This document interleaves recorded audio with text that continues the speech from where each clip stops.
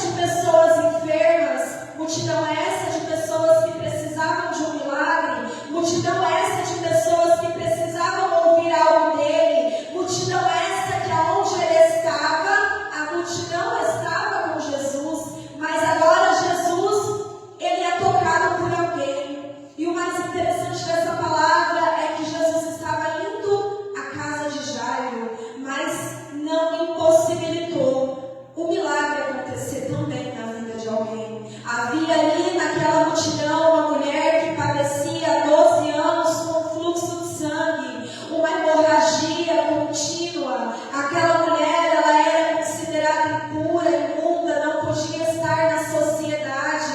Mas agora, ela gastando tudo que ela tinha, despede todos os seus bens e nada aproveitou, porque ela foi até onde a mão dela podia ir. Mas tem momentos na vida que Deus, Ele permite que a medicina venha resolver, mas tem momentos na vida que Deus, Ele marca encontro comigo e com você para dizer, olha, a medicina vai até certo ponto, mas eu chego, e quando eu chego é para dar vida àquele que não tem vida. Aquela mulher então, sabendo da fama de Jesus, sabendo que Jesus curava, libertava, que Jesus transformava, ela vai por detrás.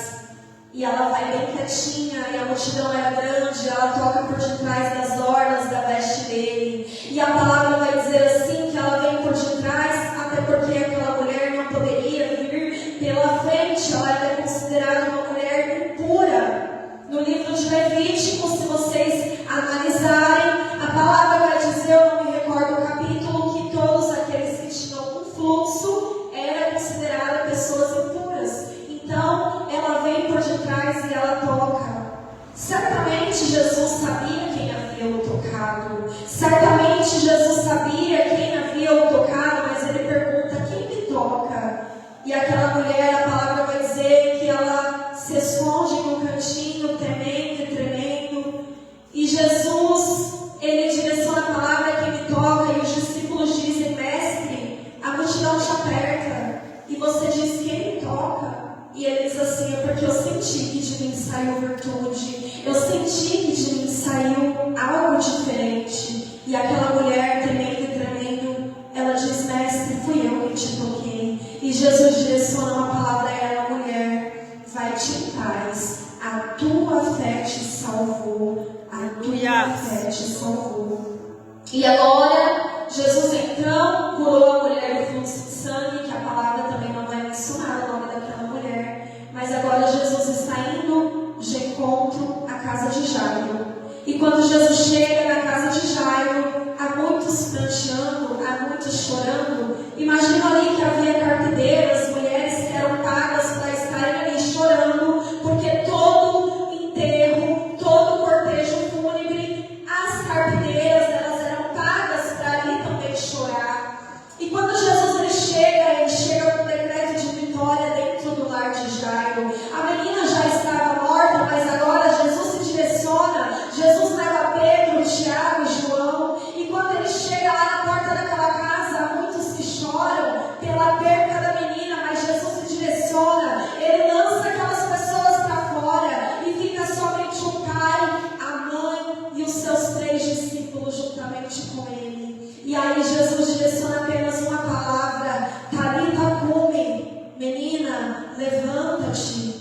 E Jesus diz, a menina não está morta, mas dorme. E apenas com o sopro da voz daquele que pode dar a vida, aquela menina então ela levanta. E ali Jesus, ele direciona, dá ela de comer. E a menina agora ela se levanta, a menina agora se movimenta, a menina agora retoma a sua vida. O mais interessante dessa palavra, irmãos, é que a mesma idade da menina era o mesmo tempo de espera daquela mulher que padecia 12 anos com fluxo de sangue. Analise as duas palavras. A menina havia 12 anos e aquela mulher já estava 12 anos sofrendo. Não era 12 meses, não era 12 dias, irmãos. Eram 12 anos de sofrimento.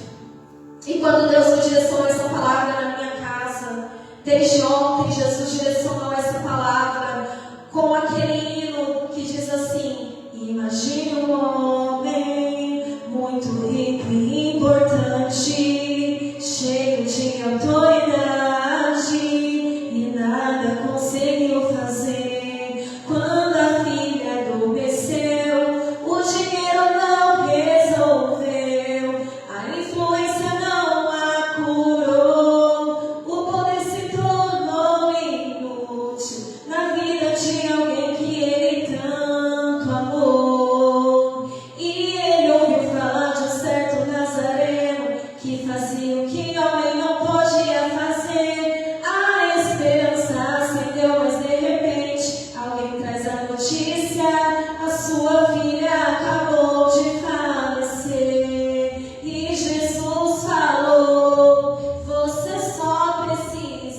crer. Jesus tem autoridade sobre a morte, sobre a vida.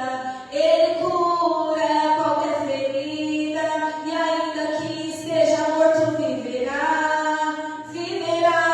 A menina ouviu a voz do mestre ordenando: se levanta, e para surpresa de todos que estavam lá, a menina retornou à vida.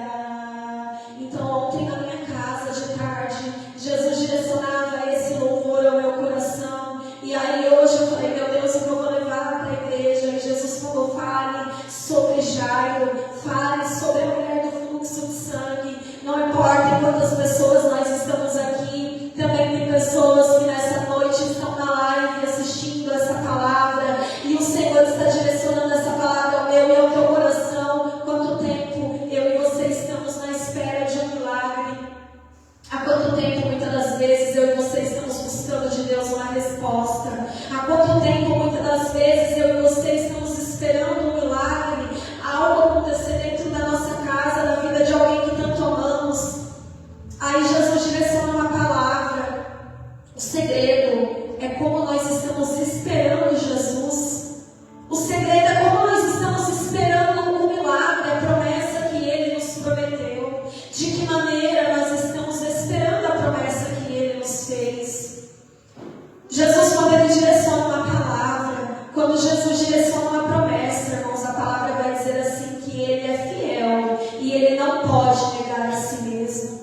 O que Ele promete, Ele cumpre. E quantos de nós nessa noite estamos aqui esperando algo da parte do Senhor? E Deus está falando nessa noite. O segredo é como nós estamos esperando por aquilo que ainda não estamos vivenciando da parte dEle. Aquela mulher, ela já estava sem forças, não tinha mais recurso, gastou tudo que ela tinha com a medicina, não resolveu. E quando ela chega no limite, ela vai de encontro àquele que pode mudar a vida dela. Ela vai de encontro àquele que pode curar, aquele que com apenas o tocar nas suas vestes, ela foi curada instantaneamente. E muitas das vezes, o que Jesus ele quer de mim e de você é que nós venhamos diante dele como estamos. Aquela mulher, ela foi sangrando, ela foi ferida, ela foi sem força, ela foi sem esperança, mas havia algo dentro do coração dela que se chamava fé. A fé é o firme fundamento das coisas que não se vê, mas se esperam. E ainda que não tinha mais recursos financeiros, ainda havia algo dentro do coração dela, havia uma esperança, havia fé. E ela toca, e dele sai virtude. Mas nós não paramos para analisar quantas vezes a porta foi fechada na vida daquela mulher. Nós não paramos para pensar quantas vezes ela teve que viver se escondendo, para que agora ela pudesse viver o sobrenatural de Deus.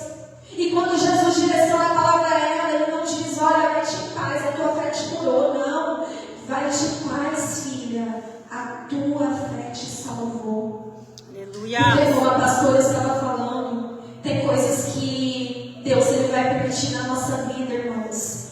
Se Ele quiser curar, Ele cura, mas se Ele não quiser curar, a nossa vida não consiste naquilo que possuímos aqui nessa terra, mas sim, a palavra do Senhor vai dizer assim: não ajunteis tesouros onde a traça e a ferrugem consome, mas adquireis tesouro onde a traça e a ferrugem não consome. Certamente nós queremos viver aqui, queremos desfrutar das promessas, queremos ter uma vida, mas o Senhor está falando nessa noite: o que eu tenho para a tua vida é fonte de águas vivas que jorram para a vida eterna. Não era apenas uma cura para a vida daquela mulher, era a salvação que Ele tinha para ela. Por isso Jesus ele não despreza aquele momento. Jesus poderia passar por aquela multidão e dizer assim: não, depois eu volto, deixa primeiro eu resolver ali na casa de Jairo. Não, mas Ele vai ali, porque Ele sabe que ali tem alguém que precisa também de um milagre. Eu não sei o que você tem enfrentado, mas o Senhor está falando: eu não despeço ninguém de mãos vazias. Eu sei exatamente do que você veio buscar.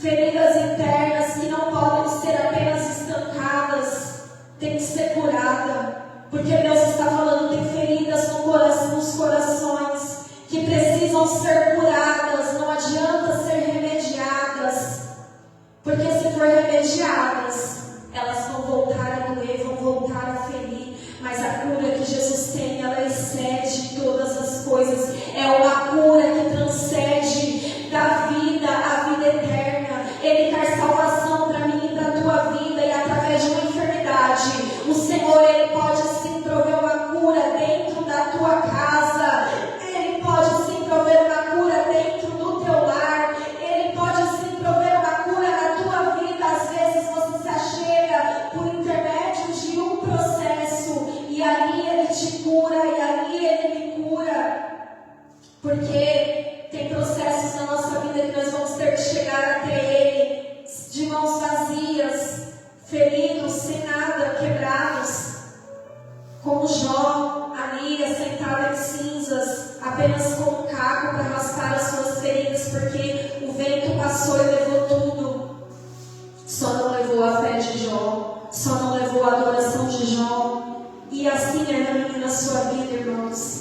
Aquela mulher, talvez o que ela precisava era apenas do conhecimento, do poder de Deus, de quem Deus era. Ela passou por tudo ali, mas ela ainda não tinha passado por aquele que é dono da vida. Ela tinha passado pela mão do homem, mas ainda não havia passado pelas mãos de Deus.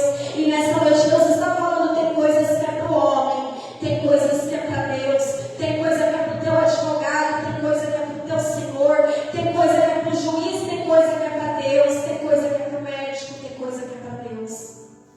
E agora Jesus cura aquela mulher, vai até a casa de Jairo, aquele homem tão importante, tão bem visto perante a sociedade, mas que não conseguia nada através da materialidade, daquilo que ele possuía. Então, ouvindo ele falar de Jesus, porque Jesus, a fama dele curar, de salvar, de libertar, era grande. Se você for ler aqui a interpretação dessa palavra da minha Bíblia, fala da fama, é fama, está traduzido como fama. Jesus, ele foi conhecido, o ministério dele não foi um ministério a qual eu e você temos a oportunidade de hoje ter. Quanto tempo faz que estamos na presença de Deus? Faz 6 anos que eu me reconciliei na presença dele. Eu tenho 6 anos de ministério.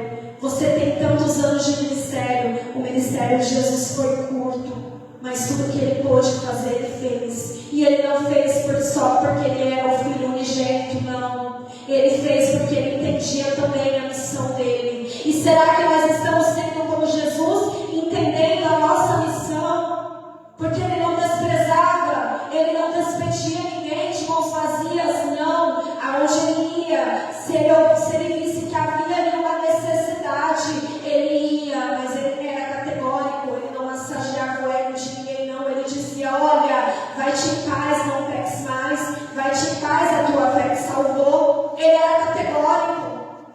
E aí agora ele se direciona à casa de Jairo, traz à vida aquela menina que já não tinha mais vida. E ali Jairo, talvez foi tomado na vida inteira pela materialidade. E agora ele reconhece que não é pela força do seu braço, não é pelo dinheiro, mas era pelas mãos do Senhor. Observe que nas duas palavras havia materialidade. A mulher gastou tudo que tinha. Isso simboliza que aquela mulher tinha muitos bens, ganhos, porque vivenciar 12 anos com fluxo e gastar tudo que tinha. Isso me faz entender que aquela mulher era uma mulher que tinha recursos. E agora Jairo, principal da sinagoga, homem de bem, homem rico, homem conhecido, popular, mas que tinha tudo. Mas quando a filha dele chega naquela situação, o dinheiro não pode fazer nada.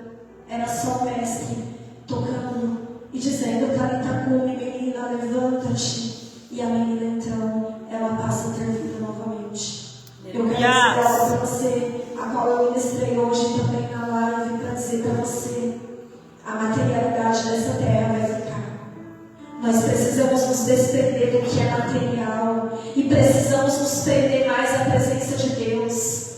as horas passam, os minutos estão passando. Observe, hoje já é quinta-feira. Os dias estão passando com muita pressa, irmãos. E nós não sabemos que dia Jesus vai voltar para mim e para a tua vida. Pode ser que Jesus venha para mim hoje. Olha só, Jó, ele reclinou a sua cabeça e dormiu. Dormiu com 10 filhos, dormiu com seus 10 e no outro dia ele amanhece e não tem nada. Só tem um pedaço de um caco e uma mulher que ainda diz: Jó amaldiçoou o teu Deus e morre. Mas ainda assim ela não abandonou Jó e Jó não abandonou ela estava tomada pela dor também. Mas o Senhor está falando: não se prenda tanto às coisas dessa terra, porque aqui tudo vai perecer. O nosso alvo é o céu. A vida passa muito depressa, irmãos. A nossa vida não consiste naquilo que nós temos aqui. Consiste em buscarmos e renunciarmos. Ninguém é perfeito. Não existe ninguém aqui nessa terra que seja justo.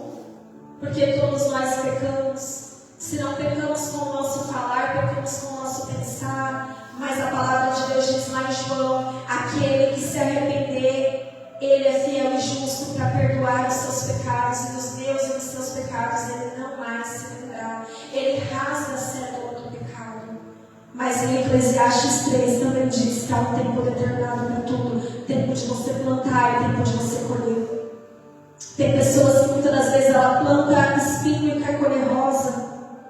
E o que Deus estava direcionando ao meu coração nesse dia de hoje é: nós estamos plantando muitas coisas, se esquecendo que a colheita é obrigatória. E a colheita, ela não vai vir, eu vou plantar hoje, amanhã eu vou colher. Não, ela vai vir durante anos. E será que eu e você estamos plantando tantas coisas, mas que ao longo dos nossos anos nós vamos nos esquecendo daquilo que estamos plantando? E chega um dado momento da nossa vida que a gente vai ter que colher com aquilo que a gente plantou. É bíblico, não tem como fugir. Você colhe na presença, você planta no mundo e colhe aqui. Porque Eclesiastes diz: há um tempo determinado para tudo. E a pergunta é: o que eu estou plantando?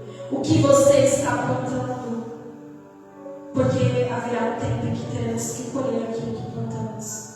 E Deus ministrava ao meu coração que é chegado o tempo que nós temos que vigiar mais, orar mais, buscar mais, parar de ficar olhando para a vida daquele que muitas das vezes a gente se preocupa tanto com a vida do outro, mas não está preocupado com a nossa própria vida. A gente passa tanto tempo olhando tanto para o que o outro não tem, para o que o outro tem, e nós estamos perecendo, vivendo uma materialidade, achando que as coisas aqui são maiores, e Deus está falando: é chegado um tempo que eu e você precisamos nos colocar na brecha verdadeira. Porque Jesus é e virá, e não tardará.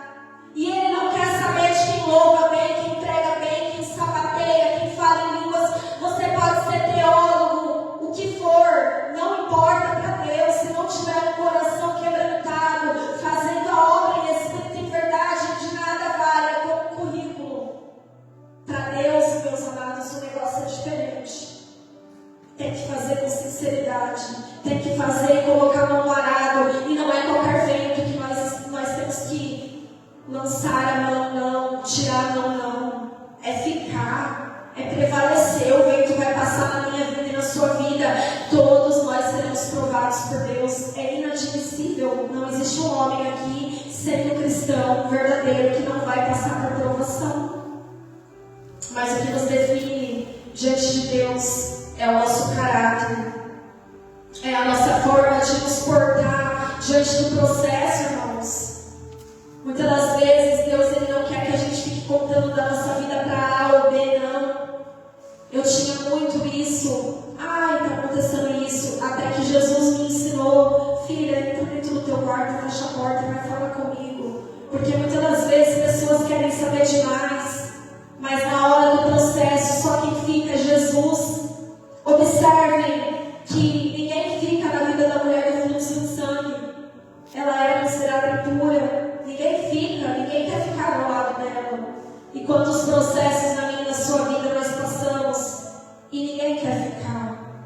O dinheiro vem, tem pessoas, tem fama, tem amigos, Mas quando acaba tudo, acaba também as amizades. Muitos viram as costas, mas Jesus, Ele é aquele que nessa noite, Ele não vira as costas para mim e para a tua vida. Ele não vira as costas para o meu e para o teu problema. Ele não vai virar as costas, pelo contrário. Ele vai dizer: quem quiser vir após mim, negue-se a si mesmo. Tome a sua cruz e siga-me. E Ele também vai dizer que eu e você, aqueles que estiver cansados, ansiosos, é para ir até Ele. E Ele nos aliviará, porque o jugo dele é suave, o fardo dele é leve. Mas acontece que nós estamos achando que porque estamos agora na presença, o fardo vai, Jesus vai tirar todo o fardo. Não, meus irmãos, Ele vai aliviar o fardo. Ele passou por aflição e nós também teremos de passar. Mas Ele nos prometeu uma morada. Ele nos prometeu um lugar onde não haverá choro, não haverá tristeza. E quando Jesus ele cura aquela mulher do fluxo de sangue, Ele poderia muito bem curar ela e não direcionar a palavra de salvação, mas o propósito dele era a salvação. E nessa noite o propósito aqui não é diferente, é salvação para mim e para a tua alma. Porque nós podemos estar aqui dentro da igreja, mas isso não significa que já estamos salvos. É todos os dias, irmãos, não é um dia. Um dia, hoje eu estou na igreja e eu estou salva. Não, irmãos, é todos os dias, porque o cair do homem e o levantar de Deus, o espírito é forte, a carne é fraca. É todos os dias, é orando, é todos os dias, é indo lá no cantinho do quarto e falando com Ele. Não precisa ser uma oração decorada, não. Você pode falar em 10 minutos com Ele, se for em sinceridade, Ele vai te ouvir. Porque Jesus não quer pessoas que sejam como fariseus, não. Que ficam ali orando, orando, orando, porque não adianta nada falar tanto, pedir tanto e pedir mal. Mas vale uma oração de 15, 20 minutos com sinceridade, porque não é a religiosidade, é a sinceridade, é aquilo que Ele conhece ao meu e ao teu respeito no secreto de um quarto. E eu não sei porque que Deus está mandando, meus amados, a gente tem que fazer aquilo que Ele manda, falar com essas palavras, que é no secreto de um quarto, que Ele se manifesta na minha e na sua vida. Houve um dia, que eu vou contar aqui um comentário, um testemunho rapidinho antes de finalizar, em que eu estava no meu quarto o ano passado, em maio, finalzinho de maio do ano passado, eu estava orando no meu quarto, eu não estava aqui no ministério ainda. E ali eu fui orar e Deus me deu uma visão do velório da minha avó. E eu falei assim: meu Deus amado, o que é isso? Misericórdia. Eu falei para Deus: Senhor, não permita. Eu via nitidamente a minha avó estava com Alzheimer, mas a minha avó ainda não estava no estágio final do Alzheimer. Quando eu tive essa visão, minha avó ainda estava bem. Eu falei: meu Deus, o que é isso?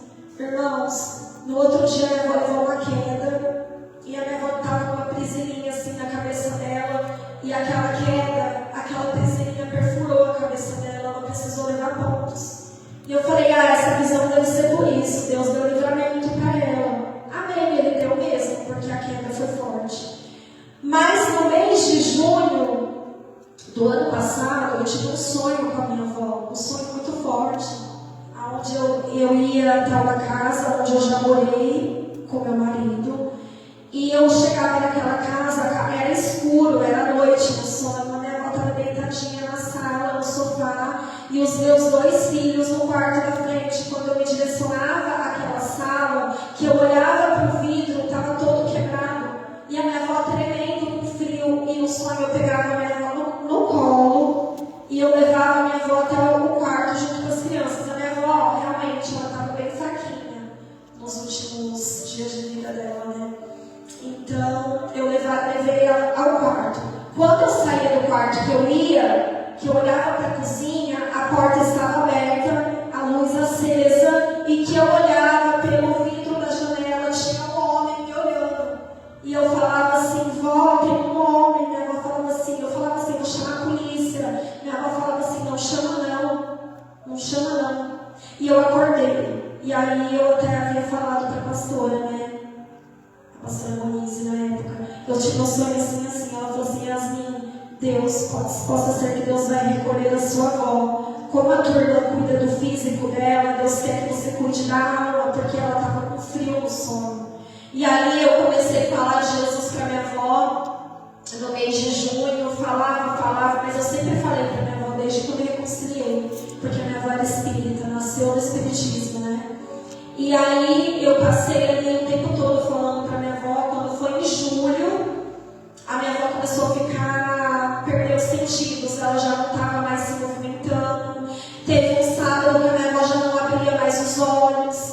E a minha avó foi hospitalizada, ficou 2 semanas no hospital, voltou para casa. Quando a minha avó voltou com sonda, a minha avó já não estava mais se alimentando. Teve um dia que a minha avó virou e falou assim: Yasmin, eu queria tanto comer um pudim. E aquilo me doeu, sabe? Porque de ver assim, ela gostava tanto de se alimentar e ela não podia comer mais nada. E eu olhei para aquela situação e falei: meu Deus, a minha avó é uma pessoa que viveu tão bem, que sempre comeu tão bem, que passeou, que fez tantas coisas, embora ela foi de uma outra religiosidade, mas sempre foi uma pessoa caridosa, que ensinou tantas coisas, tinha tanta sabedoria. Eu falei: Senhor, não deixa ela viver essa situação, não. Se for melhor, Pai, salva a alma dela e leva, guarda, mas não deixa ela ficar sofrendo. Minha avó ficou 1 semana em casa, e aí um dia eu fui caminhar numa quarta-feira. Eu fui caminhar, e quando eu peguei e falei assim: eu vou lá na minha avó, do nada. Falei: vou lá na minha avó. Cheguei lá, minha avó estava ardendo em febre, e a minha irmã já estava se trocando para ir para o hospital com ela. Quando eu cheguei lá, a minha avó estava lá deitadinha, porque até uma cama de hospital a minha avó tinha já na casa dela, né? Tinha uma mulher que cuidava dela lá, era como se ela estivesse no hospital. E aí eu peguei e falei para ela, falei: vó, só Jesus é o caminho, a verdade e a vida, ninguém vai ao Pai se não for por Ele. Se a senhora tiver que perdoar alguém, perdoe, peça perdão a Deus.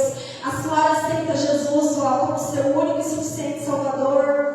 E aí, com voz e com consciência, a minha avó aceitou Jesus como seu único e suficiente Salvador. Lembrando que a minha avó já não tinha consciência dias anteriores, mas no dia em que o apelo foi feito, Deus trouxe a ela consciência, voz, para que ela viesse abrir a boca e para que ela viesse falar com a voz dela que ela aceitava Jesus. E aí a minha avó aceitou Jesus, voltou para o hospital. A médica já desenganou a minha avó no mesmo dia, falou para minha irmã: olha, se tiver parente, manda vir, porque ela não vai resistir, ela não vai passar dessa noite. A minha avó ainda aguentou 1 semana. No dia que eu ia dormir com a minha avó no hospital, a minha avó partiu. E foi um dia que eu estava ali arrumando as coisas para o meu marido trabalhar, era 4 e pouco da manhã, arrumando a marmita. Aí eu vi no celular assim, uma ligação da minha irmã. Aí quando eu abro a mensagem, a avó faleceu. Ali óbvio, eu chorei muito, né? Mas, irmãos, eu pude compreender o agir de Deus na vida dela. Eu pude ver que Deus era maravilhoso. Eu pude ver que, mesmo que ela viveu uma vida inteira nessa religiosidade, ainda faltava algo para a vida dela. Eu agradeço a Deus que ela pôde ter a oportunidade de, mesmo com 89 anos, ela poder dizer: Senhor, eu te aceito como meu único e suficiente Salvador, porque era o que ela precisava para a vida dela. Deus deu saúde, Deus deu filhos, Deus deu tantas coisas para ela, mas ela não tinha a presença dele. Mas a partir daquele momento, a minha avó, ela descansou, e agora ela está lá no seio de Abraão, juntamente com o Pai, aguardando o dia da volta de Cristo. Meus irmãos, eu vou já finalizar. Por que você está falando isso, irmão? Eu contei isso na live também, nem sei por que Deus está mandando falar isso hoje, mas eu estou falando para dizer para vocês, irmãos, que não é a idade. Ela tinha 89 anos, mas para ninguém quer perder ninguém. A gente achava que ela ia viver até 100 anos, ela sempre teve uma saúde tão boa. O Alzheimer, ela teve conhecimento da doença quando ela tinha 83 anos. Né? Mas a minha avó sempre fez tudo sozinha. Todos que conheciam ela aqui sabiam. Ela ia para São Paulo sozinha com 80 anos, ia no banco, fazia tudo sozinha. E quando ela se foi, eu abri um buraco dentro do meu coração e eu falei: meu Deus, eu fiquei 3 dias chorando muito, sem querer sair da cama, chorando. Mas ali depois o Espírito Santo Consolador me consolou e Deus falou: filha, ela está descansando. E ali eu pude ter o conforto do Espírito Santo, e até hoje eu ainda choro. E aí, quanto mais se aproxima a data do falecimento, agora é onde eu choro bastante, porque não vamos ser hipócritas, irmãos. A gente sente saudade. E o Eric, semana passada, meu filho mais novo, chorou muito lembrando dela. Do nada, tadinho. Ele estava deitadinho, aí ele agarrou um ursinho que era dela e começou a chorar muito. Né? A gente ficou ali se lembrando dela. Mas a minha maior alegria, irmãos, é saber que agora ela está lá na glória, que ela teve a oportunidade, mas muitos não podem ter essa oportunidade. Então agarre essa oportunidade nessa noite que eu e você estamos tendo, porque a morte ela chega sem avisar. Hoje nós estamos aqui, e se Jesus voltar e pedir a nossa alma, então se tiver que perdoar, perdoe. Isso serve para mim também. Se tiver que pedir perdão, peça. Se tiver que colocar a vida no altar, vamos colocar, porque Jesus pode voltar para mim e para você. E o que nós vamos ter para oferecer para Ele? Porque aqui tudo fica. Tudo vai ficar aqui. Ela faleceu, a casa dela está lá, está para vender. Ela não levou nada. E nós não levaremos nada. Por isso que eu quero dizer, já estou finalizando, que a nossa vida não consiste naquilo que nós temos aqui. Aqui tudo vai ficar. Às vezes fica até para alguém que te humilha. Sabia? Às vezes fica para alguém que te maltrata. Porque dessa terra, irmãos, a única coisa que a gente leva é a roupa do corpo. Porque o espírito é o fôlego de vida, a alma é a consciência, e esse corpo aqui, ó, ele retorna ao pó, porque ele veio do pó, e ao pó ele retornará. Mas haverá um dia na terra, um dia na glória, em que nenhum ser humano fugirá da presença do Senhor. No dia do juízo final, o livro da vida vai ser aberto, e se o meu e o teu nome não estiver lá, neste dia, vai ser um dia de muito choro. Então não adianta eu e você falarmos assim: ah, mas ninguém pregou para mim, mas ninguém falou de Jesus.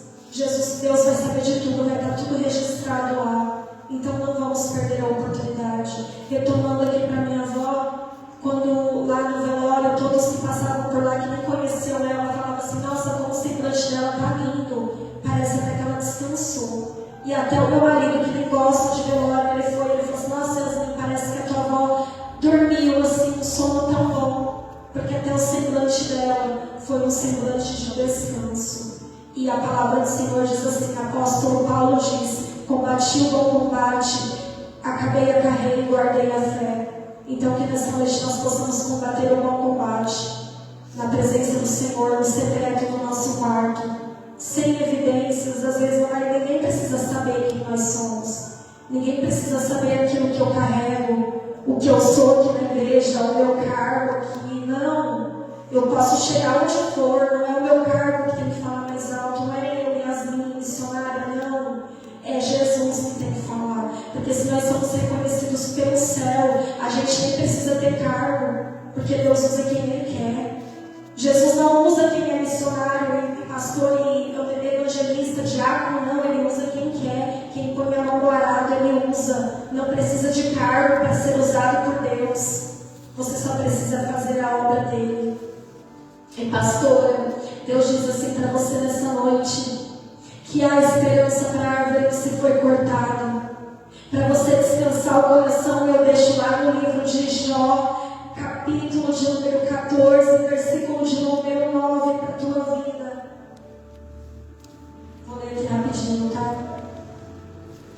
Se Deus está falando que a gente tem que falar, a gente tem que falar. Não vou ficar pagando mais preço, não. Misericórdia. Jó, capítulo de número 14, versículo 9.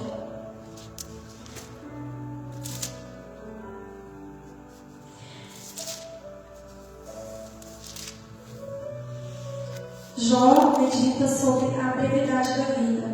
O homem nascido de mulher vive breve tempo, cheio de inquietação, nasce como uma flor e murcha, foge como a sombra e não permanece. E sobre tal homem abre os olhos e o fazes entrar em juízo contigo. Quem da imundícia pode tirar coisa pura? Ninguém.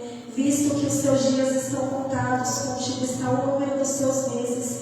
Tu ao homem pusestes limites, além dos quais não passará. Desvia dele os olhares para que tenha repouso, até que, como o jornaleiro, tenha prazer no seu dia. Porque há esperança para a árvore, pois, mesmo cortada, ainda se renovará, e não cessarão os seus rebentos, sem se envelhecer na terra a sua raiz, e no chão morrer o seu tronco, ao cheiro das águas brotará, e dará ramos como a planta nova. Amém? Fica com essa palavra para o teu coração, que Deus ele diz assim, que há esperança para a árvore que se foi cortada, e Ele é Deus na tua vida, Ele é Deus que te contempla, Ele é Deus de longe, Ele é Deus de perto, e Ele diz assim para você: aquieta a tua alma, eu te conheço, aquieta a tua alma, eu sei o que você tem buscado, aquieta a tua alma, aquieta a tua alma, e aquieta a tua alma. Sou Deus contigo,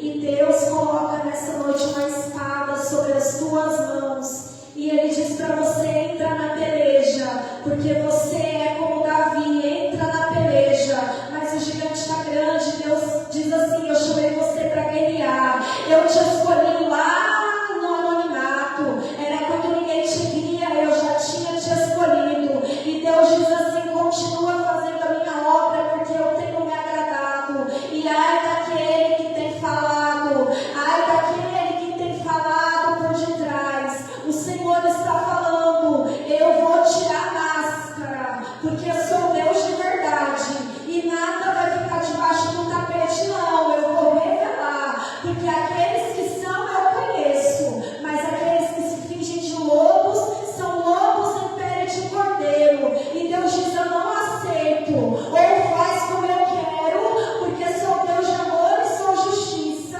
Eu não aceito de qualquer maneira, qualquer oferta não.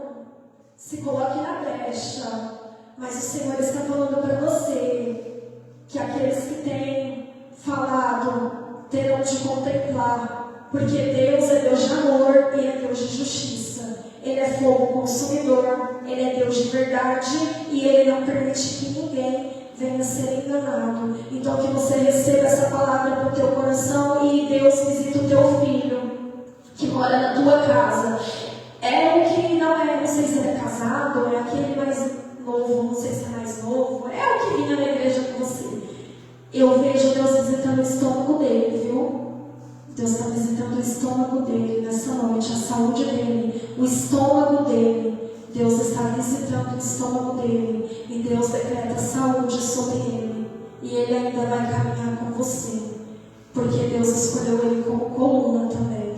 E muitos vão se chegar, porque Deus diz: eu escolhi como Pedro, e ele vai caminhar, vai fazer a minha obra, porque eu chamei desde o ventre. E Deus vai dar sonhos proféticos, e ele vai se render à presença como Deus quer, porque ai dele se não se posicionar. Ele é escolhido, e escolhido não tem direito de escolha. Assim diz o Senhor, amém? E eu agradeço aqui a minha rica oportunidade em nome de Jesus.